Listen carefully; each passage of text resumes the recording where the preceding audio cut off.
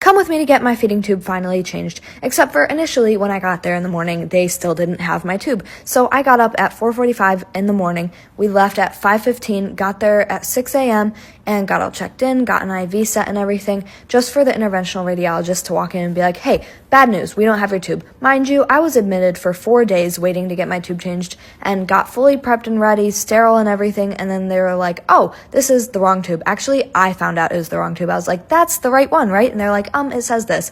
That's the wrong one. So I was pissed. They told me they still didn't have it, so I ate a bagel because I was starving. And then I took a nap. They were going to try to figure out if any hospital around us had the correct tube for me.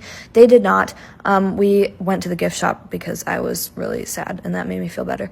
Then I drained my stomach, took some meds to be ready for the procedure. They gave me a second IV because they took my first one out, and then they took me back to the procedure room. So basically, my mom called the manufacturer and found out when my tube was supposed to get there. Basically, it was delayed because of New Year's, so it got there at 10:30 in the morning. We just had to kill a few hours. But we did, and I napped, and we went to the gift shop, and my dad got some breakfast. So we finally got it done. I am developing some very specific requests for what they need to do and use for my tube changes, which is, I'm sure, a little bit annoying, but also makes it much more comfortable for me. So it was honestly the quickest and most comfortable tube change I've ever had. It was great, and off we went, and I ate a bagel in the car. There is what my tube looks like inside me.